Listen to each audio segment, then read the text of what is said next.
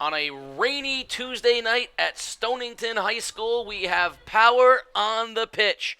The 7-1 Ledyard Colonels, led by head coach Bill Glennie, on the road to take on the 7-1 Stonington High School Bears. Paul DeCastro's team, a defensive team, has only let up 3 goals on the entire season.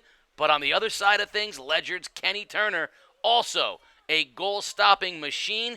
But there's a third player tonight, and that's Mother Nature. Rain in the forecast, raining now.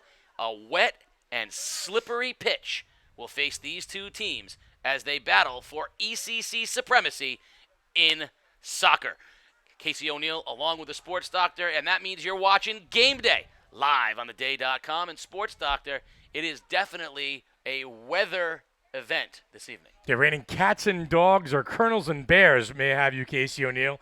Hey, listen, you got 16 games combined between these two teams and an eye-opening 6 goals allowed in those 16 games. You talk about the goal play, Peter Fernholtz and Kenny Turner. Kenny is senior goalkeeper for the Ledyard Colonels, and he credits his defense. He says, I haven't seen a lot of big-time shots this year, Sports Doctor. My defense takes a lot of pressure off me out there. Yeah, senior Adam Crawford leading the defense for Ledyard. They have been a very stingy defense. Ethan Munger, Xander Hutchins. And Hutchins, for those not sure until you look at him, the younger brother of Ledyard's Trevor Hutchins, and all the other Hutchinses, they all look very Hutchins-esque. Yeah, tall, long, lean, lanky, he can fly. And you talk about the Stonington team, Casey. Head coach Paul DeCastro talks about Stonington Bears being a soccer community. And that's what Stonington is, a soccer community. It's a big-time game here on a rainy Tuesday night. We are underway, and both teams will look to get their feet underneath them on this wet field here in the early going. Now, with two defensive teams like these, you can expect a lot of play to come out of the defense and the midfield. Controlled here by Ledyard in the early going. We'll see a lot of contested balls in the midfield. Two very, very skilled teams. You can see a lot of crisp passing, a lot of spacing. I think that's what it is when you got two teams who are 7-1. You talk about skill and crispness and not hurting yourselves, not making mistakes. Through the midfield again. Now a little turnover here for Ledyard. They put it out in front. Fabian May, and he loses it. Try to get it back here. Nick Washington in there at midfield as well, trying to control their side of things. And now Stonington will throw a ball forward. Battling for it was Sam Montalto, the freshman. Outstanding in the middle, goal scorer for the Bears. There's a through ball intercepted and banged out of there by Ethan Munger back towards midfield. Both coaches talking about 50-50 balls. How we're going to fight, how this game's going to shape up here tonight. Damian Pollard with it, dumps it off to Fabian May, and a nice step in from the Stonington defense. Ledyard comfortable playing it through the midfield, and a turnover, and Stonington will look to do some runs on the outside. Nice run with Montalto, but an interception and out of bounds, and we'll have a throw-in from Stonington. Quickly in it goes, and Ledyard controls. The big Hutchins steps in and puts a head on it. You see both teams very comfortable in the midfield, just trying to be patient, get a space, through ball up ahead. A little flick, ball in front, Montalto, and a nice save by Turner. Rebound with a head back to Turner, who cleans it up. You like the way Turner comes out of his goalkeeping position, Casey, attacks the ball and scoops up the head ball on the rebound. Aggressive style of goalkeeping, Kenny Turner. Well, he was a football player before he became a soccer player, and he's a basketball and baseball player. Those three sports, he has to be aggressive as a shortstop, and you can see the various sports come into play. Aggressiveness as an athlete. Stonington with some space now through the midfield. Again to Montalto, trying to get it on the young freshman's feet. He has a space, rips a little low shot, lining, and a save, Turner. Didn't get all of it that time. Montalto had it on the foot, couldn't quite get it all.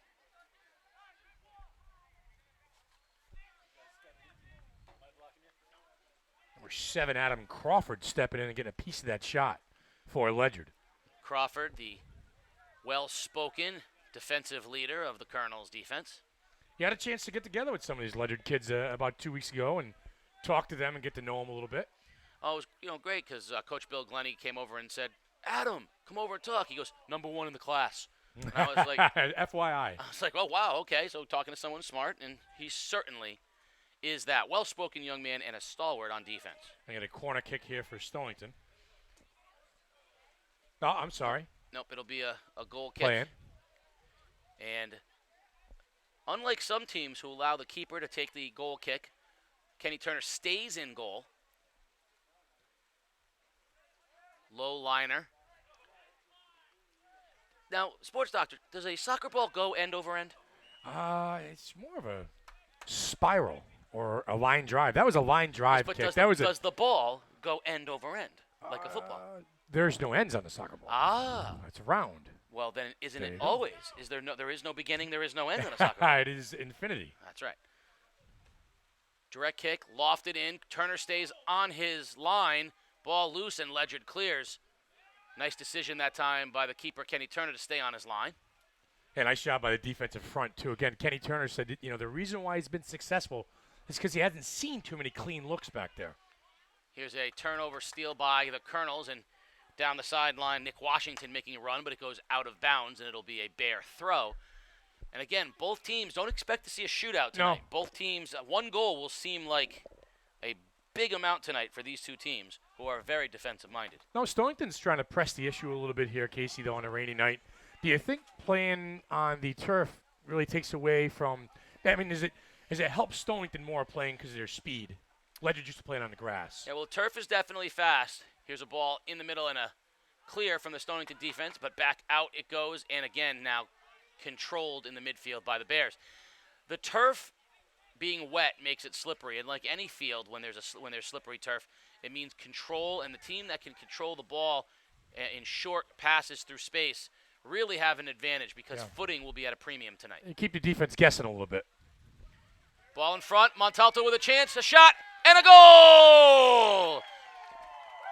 First goal of the game, Sam Montalto, the freshman with the left foot from about 15 yards out, beats Turner far side, and the Bears take a 1-0 lead. Nice job by Montalto firing that ball to the opposite side of the corner of the goal. Kenny Turner laid out, just couldn't get to it. And again, early going in this game, Casey, we've seen Stonington now with the pressure, picking and choosing their spots. That time they cashed in on the Colonels. Really only one offensive player at forward right now, and that's Montalto. But the young freshman knows how to score goals. Beautiful shot to beat Turner, who was in no man's land that time. Really nothing he could do. He doesn't play like a freshman, does he? No. And he's a big kid, so can only imagine what he's going to look like in a few years. Here he is now with the ball on his foot. Nice skill. But a beautiful job by the Ledyard defense in carrying it out. Nick Bailey. Ball back in the middle and controlled by Dorico. Dorico now loses it to the Stonington Bears and back to the midfield. The Bears will try to make a run out, but nope. Ledyard keeps it in. Nice little flick in front and a shot and a nice block by the defense as Washington tried to rip off a shot, but it was defended well by Stonington. Yeah, nice pressure here by the Colonels. Try to answer that goal they gave up. They'll get a Ledyard throw. Stonington will play the ball out of bounds to reset their defense and keep themselves out of trouble a little bit. In front now, Washington to Dorico. Dorico changes fields.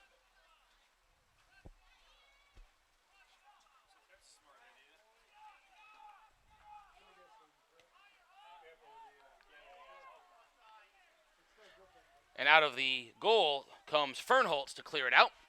And he will play it through the defense for the Bears. Fernholtz giving up goals in only 2 games this year. 2-1 loss to Waterford. Which was the last game that Stonington played, which was a bad loss for them, having only given up 1 goal on the season. Yeah. They gave up 2 late goals to Waterford to lose that game. One of them was on a PK, so we're only at really 2 legit goals scored against this Bear defense up to this point. Yeah, in 8 games. Isn't that something? I had 2 goals scored on me in 8 minutes. Actually, almost 8 seconds. at one point. 8 seconds, I believe. We're going to have Stonington throw. Throwing it in, Ethan Allen. A little run through the midfield. Nice job. A little tackle. And we'll get a Stonington throw again. Rain coming down harder now. My guy Ty Fidrich down there. Ledyard clears, but Stonington keeps the pressure on. Hutchins in with a head ball, and out it goes to Washington. Washington tries to control with Dorico now, puts it back to Washington. Washington, nifty move in the middle, crosses the 30, puts it in front. On the run comes Campershire. Campershire will keep it in, but it will trickle out of bounds, and it will be a Bear throw.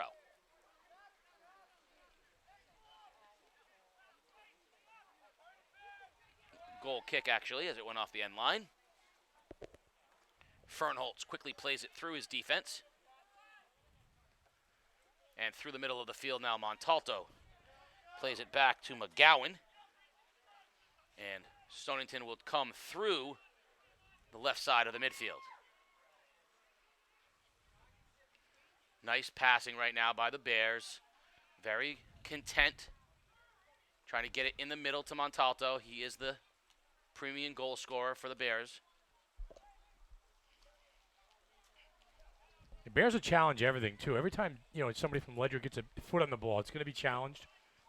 Like I said, Paul DeCastro teaches defense. Defensive-minded coach. John Stone with a nice steal, and he goes to the ground. We have a whistle. It'll be a Stonington kick as John Stone was taken down, and we'll check that now. That's McGowan. McGowan will have the kick from about the 40. High ball. Turner comes out for it. In the air. Ball's loose. Head ball behind the defense. Ball in front. And again in front. Dorico tries to clear and finally cleared out by Crawford. Beautiful job by the Ledyard defense, never giving up and finally getting it out of their own end. Dorico now carries for Ledyard. Puts it through to May, but a steal by Stonington, and they will turn the possession over in the other direction with Fidrich. Fidrich now all alone with space at the 40. Dorico on him. Looking for Montalto is McGowan, but he's checked by Nick Bailey. McGowan and Bailey straight up with each other. Nice ball in front. And a mishit that time off of the foot of Reese Hammond. And it will go out of bounds. And it will looks like it's going to be a Stonington corner kick. So that means it was deflected out of bounds. Officials on that. So down in the corner will go McGowan. Scoring opportunity here for the Bears. Set play off the corner kick, you would imagine. McGowan will take the corner. Low line drive, and Turner will just punch it out. Now, there's something to be watched. Under normal conditions, Turner might have tried to make that save with his hands. Wet ball, like slippery, yeah. That ball goes through your hands. Safer to just punch it out. Quick turnover on the corner that time. Stonington tried to play it back, but instead, Ledyard stepped up, and now Turner will come off his line, let it go to the end line, and we'll have a goal kick. With Turner's athleticism, too, he can go up and get it. There's not a lot of balls that are going to go over his head into the goal. He's basketball, baseball, football. He's an athlete. Long kick off the foot of Crawford. Played through the middle by May. Now back it goes to Dorico. Stonington seems to really have very aggressive midfielders. They head to the ball. They're not going to let Ledyard get any momentum in space. No, everything's challenged. Munger with the throw. Munger switches fields nicely into space, but not quite enough on the ball as the Bears step in. Through the midfield for the Bears is Fidrich. Now McGowan. McGowan taken to the ground, and that'll be a penalty against Ledyard, and we'll have a free kick for Stonington at about the 35. I will say the best thing that's ever happened to soccer broadcasts is playing on a football field, so clearly lined with the yard markers. Right at the 35. Fidrich will take it for the Bears. Low line drive, and out comes Turner, and he beats Montalto to the ball, and Turner will control. Montalto looking to get a headpiece on that and slip it past Turner, and Kenny said came off his line. A very aggressive move by Kenny Turner. High punt off of the foot of Turner, and we're going to get a whistle against Fabian May. He and Fidrich went up for the ball. They said that May shoved, and now Stonington quickly. They reset very quickly to the Bears. No time to breathe. They switch it over very quickly off the whistle. The spacing and where they are in the field is tremendous. Everybody's got their spot. Everybody's got their assignment. They don't wander. McGowan carrying. And back out, it'll be a Stonington throw. Bears looking for a little in and out on the far side, and Hutchins takes it off the head, but still controlled by the Bears, Ethan Allen, and we have a whistle. And very quickly, the Bears will turn around. The officials will bring it back to right just inside the 40-yard line. And Parilla will take the free kick for the Bears. Another multiple sport athlete, R.J. Parilla. High arcer. Turner stays on the line, but we have a whistle. Offsides, and it will be turned over to Ledyard. Basketball player, R.J. Parilla. Seems like he's been at Stonington for 5 or 6 years, doesn't it? He has to be. He has to be the younger brother of somebody, because it feels like I've been saying the Parilla name for a long time as well. Some of these kids, when they play multiple sports, you do feel like you've called them for years because you've called them in multiple sporting events. Now, Kenny Turner is a senior. I can remember interviewing him on game day as a freshman. When he hit a big shot to win a game for Dave Cornish. How quickly it goes. 4 years. Onto the foot of May, back to DeRico. DeRico tries to get the ball to the other side and switch, but Stonington there. Now he'll play it back to Hutchins, but pressure by Montalto forced Hutchins to just get rid of the ball, and out of bounds it will go, and it will be a Stonington throw. I think R.J. Parilla played football, too, for a couple years. Did he not? He did strictly soccer? Basketball? Soccer, basketball, and baseball. Baseball, okay. Starting point guard as a freshman. That's why we've been calling calling him forever. Yeah. Here's an opportunity for the Bears in front, and a nice job by Hutchins to come and shut it off as McGowan was making a run to the far post against Turner. It'll be a corner kick. McGowan will go back and take the corner, and Stonington will set up another offensive opportunity. 1-0 here, 24 minutes remaining.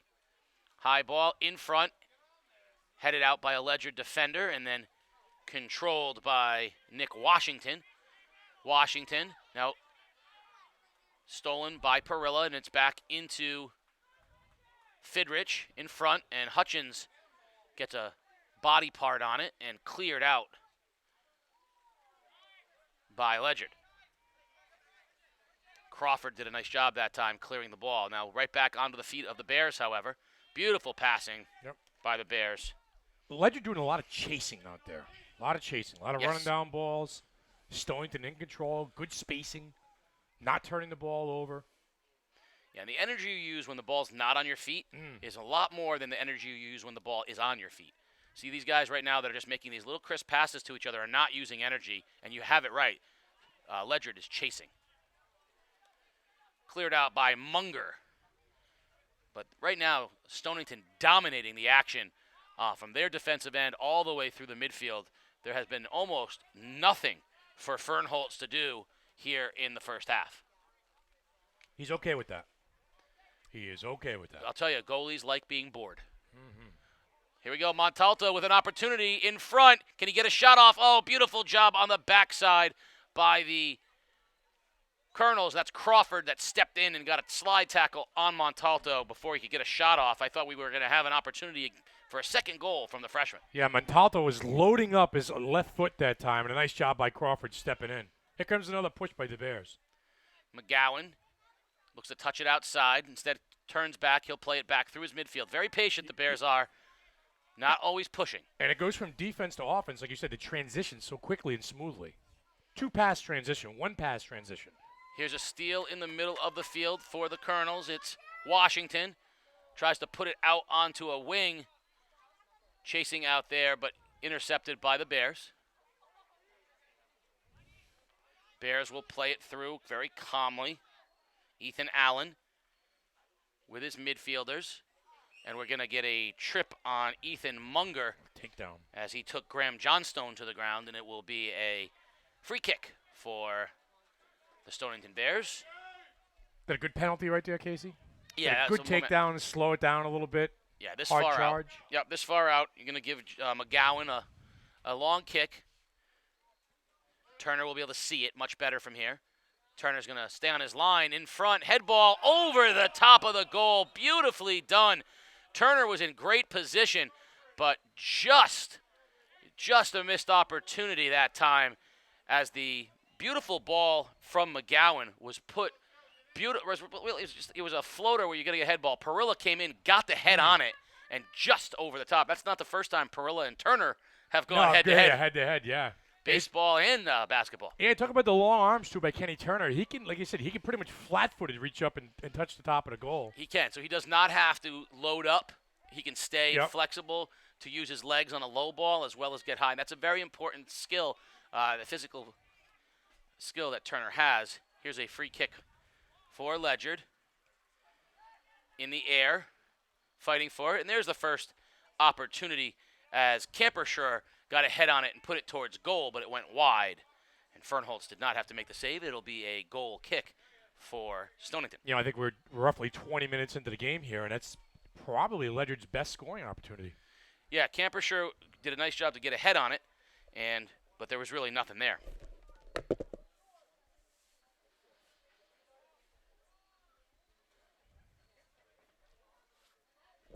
A muggy night here at Stonington High School. Muggy? Yep, it's muggy, rainy, heavy rain. Yeah. Oh, yeah, humid. Those kids down there are going to be soaked, and the turf is going to get progressively more and more slippery. I was trying to say slipperier. Is that slipperier? Sports doctor word right there. Sports doctor word.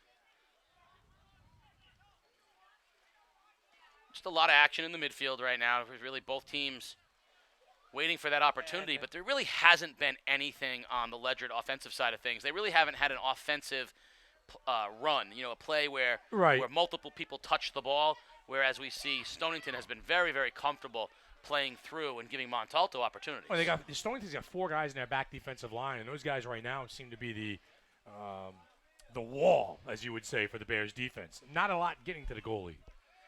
Montalto with an interception, plays it back to Fidrich. That's my guy Fidrich right there. I like him. Fidrich now McGowan. A steal from Dorico. He puts it into space, but quickly to the ball, and no contact. Actually, it was Allen, and no whistle. Up ahead now. And again, you look at that 1-on-2 situation, 2-on-4 situation, Casey. There's not a lot there for Ledyard offensively. Ball cleared by Stonington. Back onto the feet of Bailey. Bailey to Washington, now out wide. Alex Warmis. Warmis tries to cut inside, but instead it's tapped out to Dorico. Dorico for the Colonels, takes it down into the right side, tries to head into the corner, but he's defended, but it'll be a Warmis throw for... No, Warmis gives it up to Hutchins. Now Hutchins will make the throw. This is a scoring opportunity if Hutchins can put the ball onto one of his players. There's a nice long throw, looking for a flick in front. Ball loose and headed around, and then beautifully cleared out onto the foot of Bailey. Bailey looking for some space. Nice ball right there. Far side. Here's Warmis. Warmis puts it in a little bit in front to a teammate, but out of bounds off the foot of Washington, and it'll be a goal kick. And again, it's a swarming defense by the Bears, Casey, not allowing Ledyard to get some free looks. Even passes are challenged. It's good defense. Yeah, the Bears right now very solid and no panic in them. They like you said, they swarm to the ball and they know their responsibilities where everyone's supposed to be. 1-0 here. Stonington on top on a goal from their freshman Sam Montalto with under 18 minutes remaining here, and no real action on behalf of the Ledyard Colonels at this point. And now they're trying to do what makes some sense, get some spacing. Nice little flick that time, and off of Fabian May. It'll be a Stonington throw. Look how quickly Stonington gets the ball and turns it. Here's Fidrich.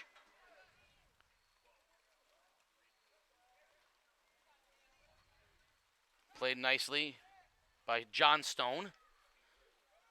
And a steal on the other side from Pollard.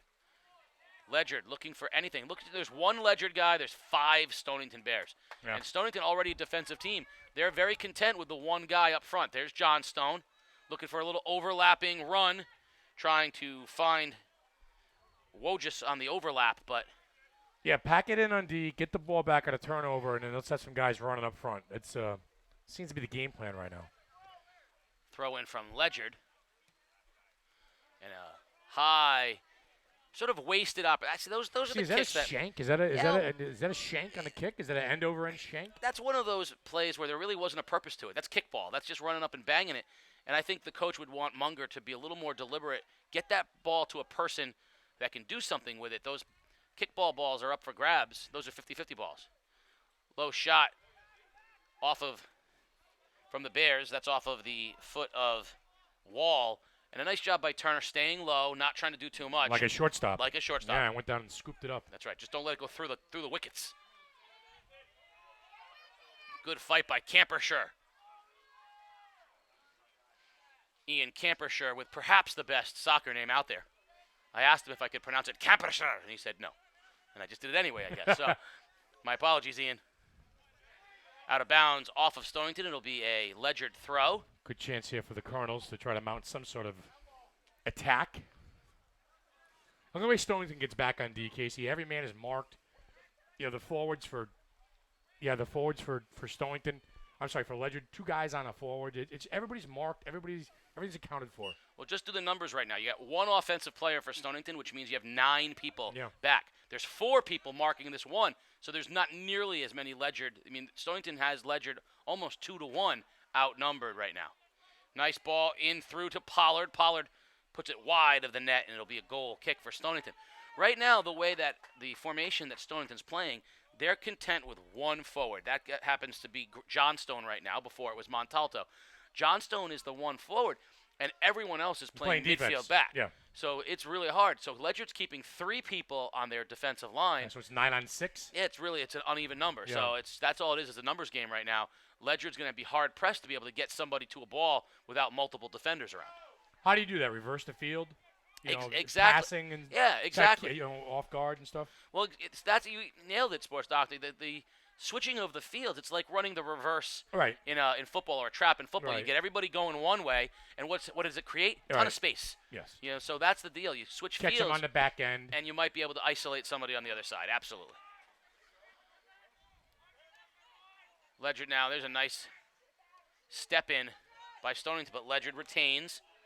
Good ball. Campershire trying to go through 4 Stonington band. Campershire almost had an opportunity. Great job by the Bears. That was a good run, though. He fought through 2 or 3 defenders and was headed to the goal and just got turned away at the last second. I like the fight. Campershire definitely a little energy right now. Here come the Bears through, taking it to the outside.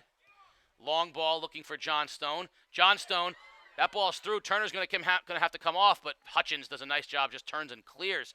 And see, there's where the slippery pitch. You saw Crawford just get tangled up, slipped on the pitch, and John Stone had an opportunity He had a to beat chance. him. Yeah, he had a chance. And when that happens, when he gets the ball like that, Kenny Turner is forced to come off the line, forced to be the attacker. The decisions that a keeper has are entirely about, can I or my teammate get to the ball before they can? Yeah. And if not, where do I go to be in the best angle to receive a shot? It's hard. We do basketball all the time and talk about stop the break, stop the ball. How are you going to stop the ball? Because if you're wrong, it's a goal. You know what I mean? If Kenny Turner decides to come out, here's a shot high sailing over the net. Yeah, that looks like it was off of McGowan. It's going to be past him. That's right. Yeah, I mean, if he's wrong, it's a goal. Yeah. I mean, in a game like this, you can't be wrong, right? If you're wrong, you lose. What are you saying? Goal kick, Crawford to midfield, controlled by the Bears in the midfield. And they'll play it back to Perilla. Step in by Campershire. Up ahead now controlled by Stonington. And they'll play it back through the defense with Perilla. Perla, nice ball into midfield. Nice spacing, overlapping run, heading down the sideline now for the Bears. Well done. And we're going to get a clear out there. That was Cole DeVoe that was on a run down the sideline, but off his foot. And now Campershire battling two Bears. Back onto the foot of McGowan. McGowan with the left foot. Got space. And just wide as Turner lets it fly, and it'll be a goal kick. He had some space there. He let it rip with his left foot just a little bit wide right. A good look that time, though. And if you guys think back to the last time we saw these two teams play in the ECC final, this is playing out in a very similar way. Yeah. Stonington scoring early, getting ahead, and playing comfortable and conservative with the lead. Cam Whalen. Yes. Yeah. One of the great throw-in guys that we've seen. But you're right, Peter. Stonington, you can see just from the formation, with only the one person playing up front, they've decided that they're going to lock this thing in. And what happens is, in order for Ledyard to want to score, they got to end up committing an equal number, which then gives them an opportunity, the Bears, on that one ball beat. Campershire, he is fighting. I'll tell you, Campershire is playing very, very energetically down there right now for Ledyard. He is really going all out. Bailey to Campershire. That's your guy down there. To Dorico. Ledyard looking like they're playing with a little more urgency right now. And then a mishit as it went out to Warmus, but he'll keep it in, and Hutchins will play. Hutchins puts it back into the middle. No one home. See, that's a turnover right there. That's, Hutchins throwing the ball inside. And Dorico got burned. Ball bounced up. Inadvertent handball, but a handball nonetheless. And look how quickly the Bears, they want to just transition so quickly. Stepping up and banging into it was Munger. But Stonington very quickly then transitions again. Elliott Smith into the ball game for Ledyard as there's some fresh legs. Fidrich. Nice ball to the outside. Stonington goes down the left sideline, an interception by Crawford.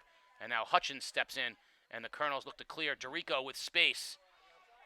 Dorico has to make a decision, and not a good ball off the wet turf. Campershire picks it up inside, puts it out wide to the right, try to switch fields going the other direction, and a ball goes down. Warmus tried to get to it, but can't win, and Stonington puts it back out. All kinds of numbers back defensively for the Bears, though. Like I said, the numbers game doesn't add up in Ledyard's favor.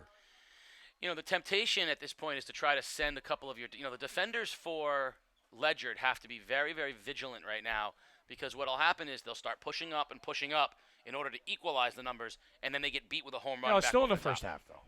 Yeah, but it's a natural thing to, when the ball spends all of its time, you want to even up the numbers. You end up pinching up just a teeny bit.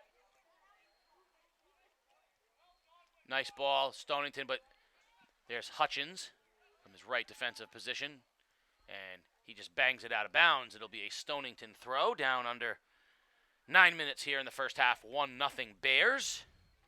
You're watching Game Day live on theday.com. Casey O'Neill along with the sports doctor, Keith O'Brien, as we bring you the battle on the pitch of the two powerhouses in the ECC, the Stonington High School Bears, the Ledyard Colonels, both 7-1. Little through ball attempted by Fidrich, and it'll be cleared out by Ledyard. Back to Perilla. They reset, respace things, under control. A beautiful touch pass to Fidrich. And up ahead it goes, and Turner will clean it up for Ledyard as he comes off his line, stays in the box, and he'll punt this one away. Look for him to get it high over midfield, which he does, but Fidrich controls it with the left foot. Two Bears. There's a rare miscommunication as McGowan stepped in onto the feet of Pollard for Ledyard. Pollard to Dorico. Dorico with a little space now. Nice step in from Perilla. And the other way it goes to McGowan. Ledyard steps in and controls, and will reset again with Munger. Rain is letting up a little bit out there. Hutchins down the right sideline and bangs it, but controlled by the Bears. And Stonington does such a nice job of maintaining their space. They play very, very elegant soccer with their spacing, always in good position. Players always running to space, triangles. They have all the balance that you'd want to see Very patient team.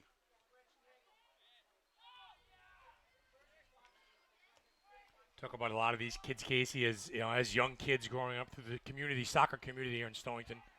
Playing ball at the Stonington Como, and just a real strong soccer town. Yep, Stonington's been good for a very, very long time. It's one of the tradition schools here. Size does not matter. They will put a competitive soccer team onto the field at all times. We're going to get a throw-in from Warmis on the far sideline. Check that. Hutchins will make the throw-in. Ball in front. Any opportunity here for Ledyard is quickly turned away as Stonington steps in and now through ball on, tries to go through, can't do it, and a shot just wide by Nick Washington as a little one-timer. He volleyed it to himself, little pop-up volley by Washington, goes wide. And just as you said that. Best scoring opportunity of the game right there.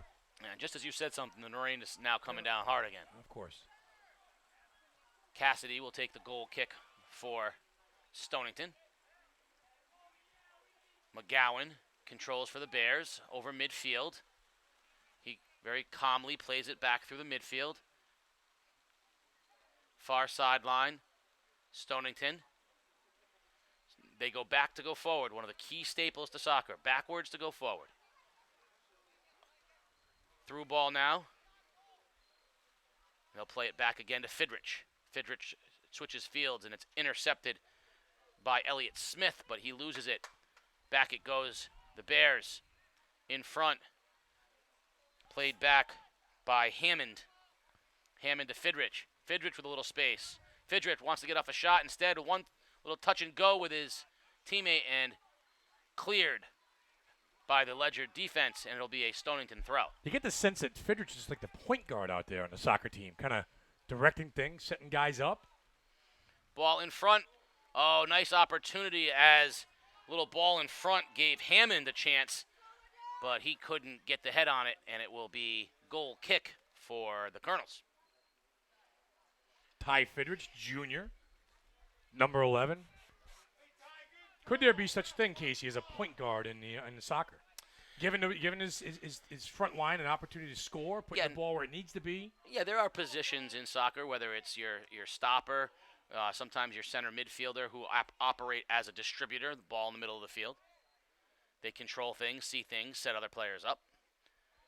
But ultimately, one of the aspects of soccer when you play it like Stonington is they have 10 point guards. Yeah. Because everybody out there is really very conscious of where they're supposed to be and looking to distribute. Push here. McGowan loses it in front, and Ledyard will clear. Elliott for the Colonels can't get there in time, and instead it's intercepted. Bears through. One time, one man to beat, can't do it. That was a little nice offensive effort that time by the Bears and Canella, but he couldn't get through the Ledyard defense, and we'll have a quick Colonel throw. Canella was coming down with a head of steam, headed to the goalie. I like that move, the aggressiveness. Munger just bangs it out of bounds, and it'll be a Bear throw as the clock is ticking here toward the end of the first half. 1-0 Stonington. Perillo will throw it in for the Bears. Nice strong throw by Perilla. Step in. We're going to get a whistle on illegal contact. Step in that time on DeCastro, and we'll have the ball switch over. It'll be Ledyard with the kick from their own side of the field. Now, I would think that Stonington would just kind of pack it in right now and try and take that 1-0 lead into the locker room. Absolutely. Crawford, now here's a dangerous ball. Oh, opportunity as Stonington clears. An opportunity for Pollard. He tried the bicycle kick but couldn't get his foot on it. Warmis now can't control. Tipped out of bounds off of Stonington, so it'll be Ledyard throw, and Hutchins will take it as we head down. 2.5 minutes remaining. Ledyard is definitely putting more pressure on. No real scoring opportunities, but strong pressure, keeping the ball in the Stonington end. DeRico heads it back in for the Colonels. And a little step in. Up comes Munger. He'll head it back, but outside to the Bears. Making a run now is McGowan. McGowan carrying. Tries to cut back to his right foot. McGowan puts a ball in front. Opportunity in front. Too many passes that time from the Bears. Got to get a shot off there. In front now, Fidrich at the 20. Fidrich steps, fires with a left foot, and just over the crossbar. Did Turner get a hand on it? That's the question. Kenny And Turner. the answer is yes, he did, and we're going to have a corner kick. Kenny Turner climbing the ladder for that save. And again, tough to sneak a ball past a basketball player on the end line down there. Yeah, I like what Fidrich did that time, though. Especially on the wet field. Get the shot off, see what happens. Rain coming down hard, head ball in the air, anybody's ball. Stonington's got to get a shot off. Fidrich tries to put it down low. It's blocked by Munger. And now out of the pack comes Washington, and we'll have a Ledyard throw. Minute 14 remaining here on what is a very wet field as the rain is coming down. Crawford with the kick. High into the Stonington side, headed back out by the Bears. Now ball in front. Crawford will step in and put it out wide to Warmis. And it's touched out of bounds by Jake O'Keefe for Stonington, and it will be a Ledyard throw as we're down under a minute remaining here in the first half. 1-0 Stonington. High throw from Hutchins. Middle of the field, Stonington looking for one last opportunity. Crawford steps in, dangerous. The handball. McGowan. Here's an opportunity. Right foot, and a deflected shot as DeVoe looked to get one off, but stepped in and blocked nicely by the Colonels. 10 seconds remaining. One last run for Ledyard on Pollard's foot, but out of bounds it goes, and that will take us to the half as the clock's last few seconds tick off, and there comes the whistle. And we are at halftime here at Stonington High School. 1-0. The Stonington High School Bears on a goal from freshman sensation Sam Montalto early in the ball game, and then a lot of defense since then. It is 1-0 at the half. Casey and the sports doctor here at the half. Let's get into a few things. Casey O'Neill. A couple of quick things. First of all, baseball playoffs tomorrow night. The Yankees and the Oakland A's. You've got Severino. Has that been announced yet? Yes, Severino has been announced as the starter for the Yankees, which I think is not surprising. I think they had three options in that game, and I was a little surprised that they pitched Severino in that game because I would have thought they would want Tanaka. I would have thought they would have wanted Severino and Happ in games 1 and 2 in Boston. Tanaka pitches better at home. Now he gets to start at Fenway. I would have considered. Well, Tanaka. if they win that game. Well, I mean, you're playing that game in order to put yourself in the best position. It doesn't matter if you lose in the wild card game or if you lose in the playoffs. You got to put yourself in position. Tomorrow always comes. So Tanaka is their best big game pitcher. Pitch him at home in the wild card game, and then he gets to pitch again at home in the playoffs in the 5-game series. That I thought would have been a better thing than having him pitch at Fenway. Well, what kind of a scenario, Casey, with a lot of these teams tomorrow? I mean, tomorrow Lester goes against Kyle Freeland. Yeah, Kyle Freeland for Colorado, correct? What kind of a scenario is a inning by inning scenario in these games? I mean, because the loser goes home. Yeah, so in the wild card games, it's inning by inning right off the bat. Somebody gives up 2 runs in the first. As soon as 2 runs are on the board, that pitcher's out of the game. As a skipper, you know that. Yeah, unless you're the guy unless you have a 6-run lead. But I mean, if Severino gives up 2 runs in the second inning, he's gone. They'll go right to the bullpen there. I think the Yankees are looking for 5 from Severino as it is. I think they're going to tell him go air it out for 5 innings because they're going to go right into the Green, Robertson, Betances, Britton, Chapman. Yeah. They're going to have no problems piecing together 5 innings out of the bullpen. Are you like Lester tomorrow? I mean, he's a big game pitcher. Oh, he's tonight. Lester's pitching tonight. Yeah, Freeland's a fabulous pitcher. He's a Cy Young candidate for Colorado, pitching in the ballparks that he pitches in. And I think that Colorado team, though, it takes a lot out of you to lose that game and come back and have to play in the wild card game, which is so ironic. Both teams have to come right back. So it's a big advantage to Chicago being at home. They were at home when they lost to Milwaukee, but they don't have to travel. They stay put. Right. I mean, if you're Colorado, you had to go to L.A. Now you got to go to Chicago. Right. I think it would be a tall order for Colorado to win that game. I think it'll be a fun playoff. So I do. I mean, I think that baseball got two 163rd games. Yes. Think about that. Yes. So I mean, that's the first time ever we go back to the 78. Remember 78? Obviously, you're a young kid. I blocked it out on my Yeah, memory, you but blocked yes. it out. That's the Bucky Dent game. That's the collapse of the Red Sox in '78. But I found it. Baseball gave you a lot of juice in the last weekend of the season. How about it's the first time in history that both the Yankees and Red Sox have won 100 games in the same season? Isn't that I something? mean, it's hard to that's imagine crazy. that. But they've never been that good together. Not to mention, it's hard to win 100 games. So That's a lot of games. 3 teams in the American League win 100 games. Yes. The Astros. Astros, Yankees, Red Sox. And nobody in the National League. And I wouldn't be surprised if the Indians came out of the American League. Yeah. What's interesting is that every American League team, including Oakland, is a favorite over every National League team. Isn't that something? If you look at Isn't that something? The Vegas lines right now. Wow. Oakland is a favorite over anybody that including comes the up. Dodgers. Yeah.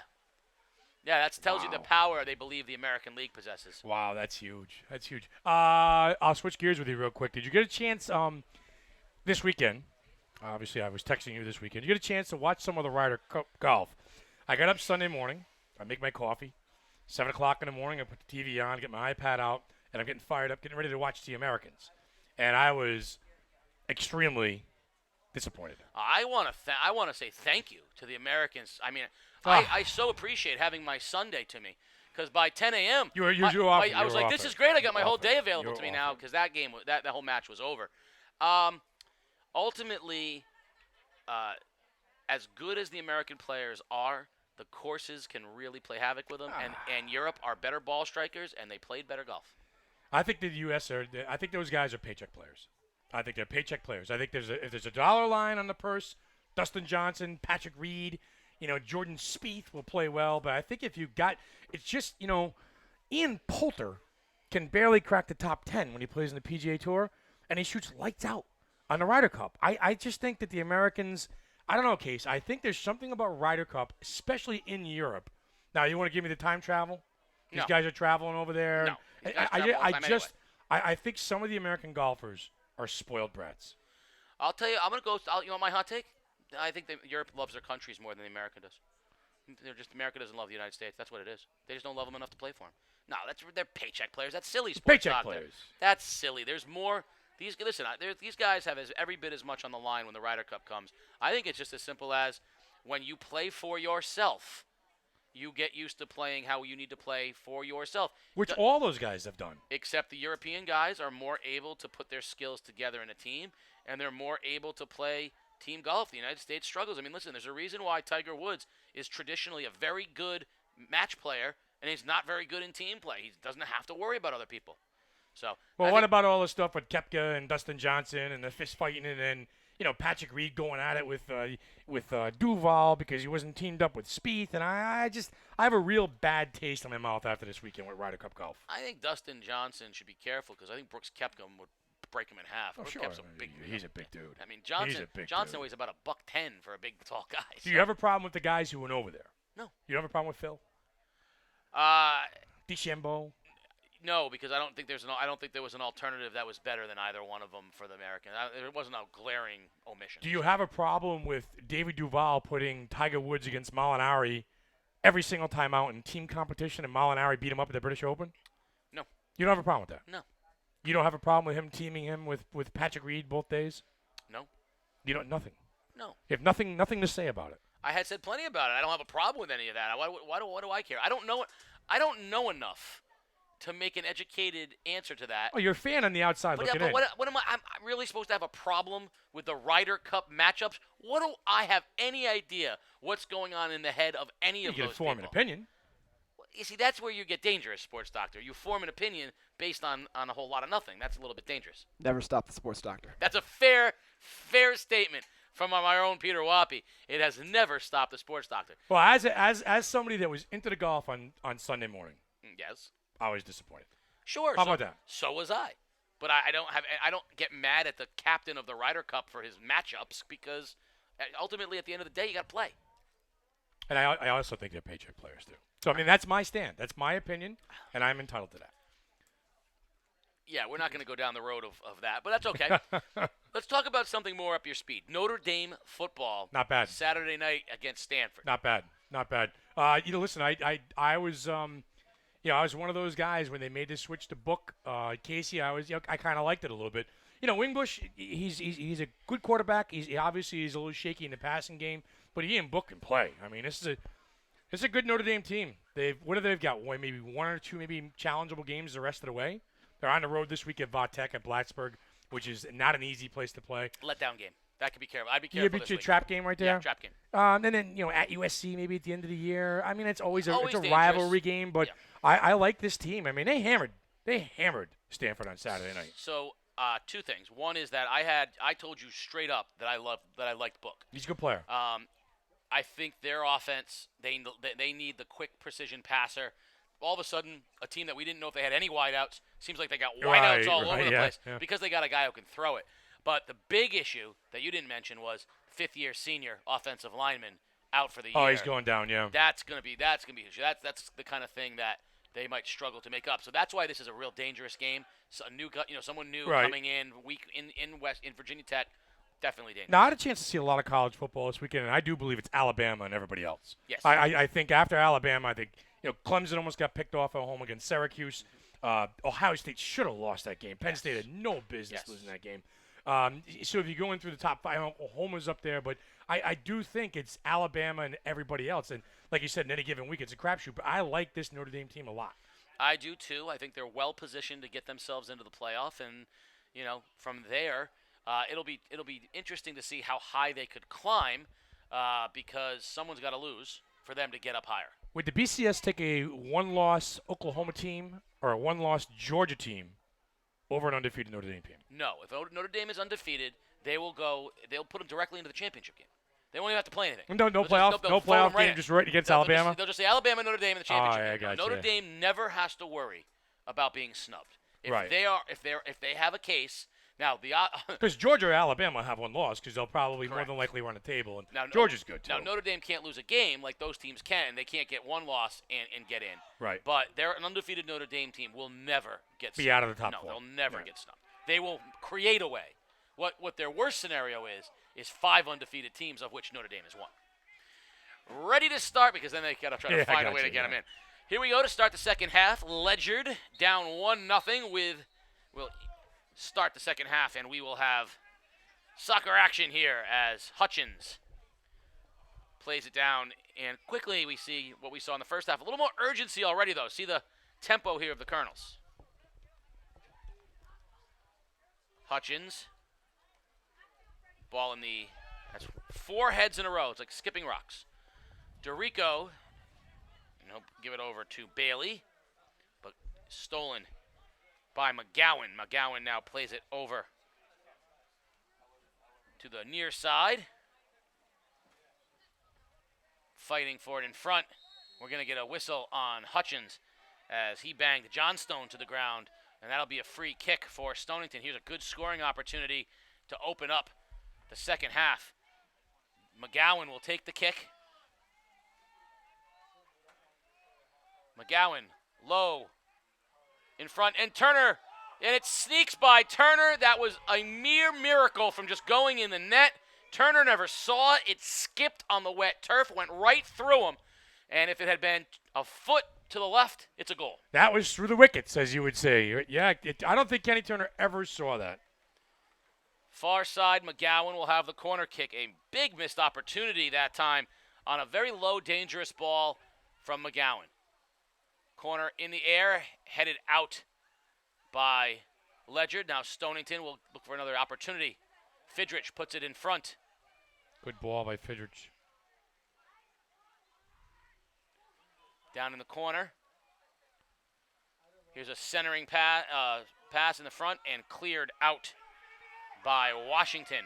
And a run out here. Fabian May, 1-on-2. May needs to try to find a way to get the ball onto his foot, and he can't do it. And no whistle. See, May needs a little help on that push that time, Casey. Like you said, it was 1-on-2. Oh, beautiful little step over that time by Hammond. And Ledyard steps in to clear.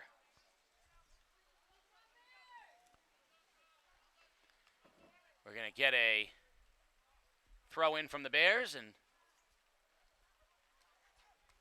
step in and hit out of there by Crawford and kept right back in by Stonington.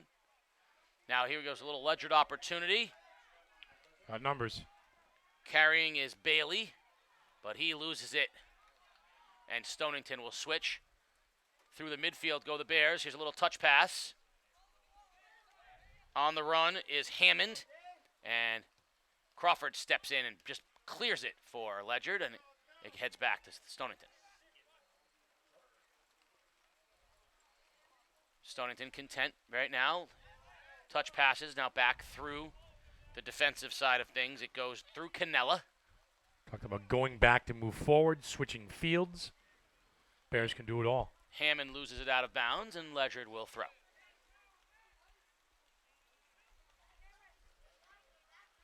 High into the air. Rain still coming down here at Stonington High School. 1-0. Here's an opportunity for Ledyard, but what a nice job by Canella stepping in and calmly knocking it away from Pollard, but it will be a throw in here as Hutchins will take the throw for Ledyard. Puts it in front and headed out by the Bears. Dorico keeps it in, but a steal from the Bears and no whistle as the turf just got slippery and Johnstone went down, but no whistle. Now it'll be a Stonington throw. Looking over that blue canopy that's over the Ledyard bench. And they're very happy to be over there right now. Yeah. If you're not on the field, you want to be under the canopy. Ledyard trying to control in the middle, but turned it over. Hammond plays it back through the defensive side of things. Now Parilla. Back to Parilla again, and very calmly, RJ will take a look, survey the field, looking for a man to pass, and plays it back. Switches the other side of things, plays it back to Canella. A little flick off of the head of O'Keefe. Steal by Dorico in the middle for Ledyard. And a pass he was looking to sneak through to May. And I'm not going to lie to you, it's down in the corner, and I can't see anything down there. So I'm going to switch over here. We're going to have a throw from Hutchins. Tight little press box up here. Well, it's the, But at least- the umbrellas that I'm looking at. Here At it least goes in you're front. dry. And headed back out to Hutchins. Hutchins tries to put it back in and out. Calmly steps Fernholtz to clean it up for Stonington. And he will let his defense clear. He wants to throw, and he does. Beautifully done to McGowan. McGowan in space, touches it nicely around Warmis. Beautiful footwork by Jamison McGowan. Now to Fidrich. Fidrich to Hammond. That's a beautiful pass from Fidrich to Hammond. In the other direction now, Warmis. And Stonington steals and controls.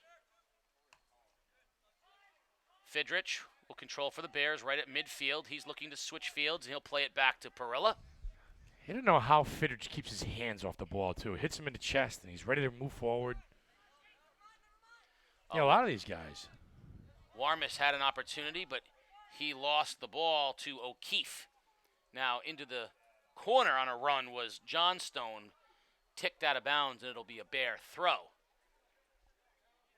Hammond will throw it in. Stonington looking for a center. Hammond tries to put it in front, but it's knocked out of bounds by Hutchins. And we'll have another throw by Hammond. Out it goes to Fidrich. Tipped ball and Dorico. Now Warmis just turns to clear for Ledyard, and nicely done. Put back into the offensive end. Great body position by Fidrich, and a nice touch self pass with the left foot. Beautifully done, and now back it goes to Canella. Patient, right? Set it up. Peter Wappy, our producer, he's coaching a little soccer right now too, aren't you, Peter? Well, youth soccer. Sometimes it's more hurting than coaching, but Is yes. it? Do the kids want to grab the ball? Is there a lot of handballs in youth soccer? Not at this age. No. Okay. I'd grab the ball, Casey. Yeah, you don't strike me as a soccer player. As No, far as not much. A little opportunity here for the Bears now. Johnstone tries to play it wide in front now. And a step in from Campershire. And Campershire clears for the Colonels. Fidrich down the right sideline. Oh, nifty move by Fidrich. Beats Campershire. Fidrich with space, puts it in front. Johnstone, shot. And a deflection by Crawford. A good ball by Fidrich trying to set up his teammate right there. Good hard charge.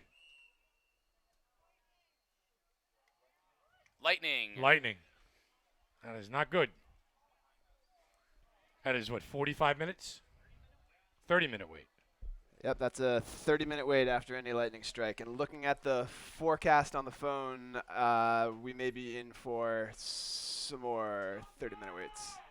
So I think we'll take a break for a little while, Casey. Yes. Yeah. Yes, we'll take a minimum of a 15-minute break. Graphic will go up on the screen, and we will be back in action as soon as play resumes. But by my clock, it is 8 o'clock on the dot, which means this game will not start prior to 8:30. 8:30. So we will be coming back for sure if play resumes. But in the meantime, it is 1-0 Stonington with 32 minutes remaining here in the second half. You're watching Game Day live on theday.com, so keep checking, and we will be back.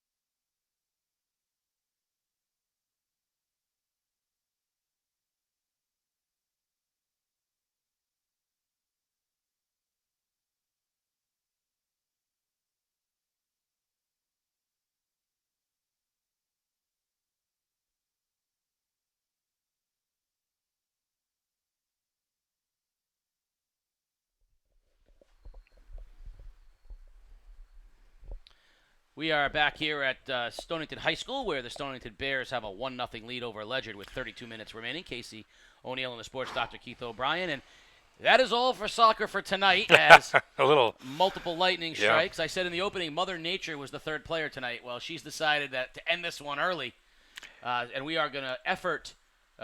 Truthfully, we don't know I don't anyway. The final outcome of the game. Well, I mean, it's this 5 innings in baseball where this game is a complete game, and or will they mandatory suspended play and finish the game? We're finding those things out right now, and that will help dictate whether or not when they reschedule it if they reschedule it. But before anything else, Sports Doctor, I owe an enormous apology to the Waterford boys soccer players. Sure. They are watching right now, and they very correctly said that it was not a PK that they scored on. It was a direct kick, which was my bad. I was reading too quickly. The great Mike DeMoro has told me that you must savor all things sports. But there I was reading it too quickly, and I saw, for some reason, it became a PK in my head, but it was not. It was a direct kick, a blast from some 30 yards out, as a matter of fact. A blast, yeah, okay. And so, therefore, two legit goals yesterday in their win, 2-1, giving Stonington their first loss of the year. So, my apologies to all of the Waterford boys soccer players. You are very smart. I am not. You are all very handsome. I am unattractive. So no, I would not. I would disagree with that, Casey. But it is 1-0, and it. Go ahead, Peter. So they will complete the game at a later date, to be determined. Coaches need to take a look at their schedules and figure out when that's going to be. So what that gives you is 32 minutes of soccer left, with Stonington and controlling the pace and the tempo in a 1-0 game here against Ledyard.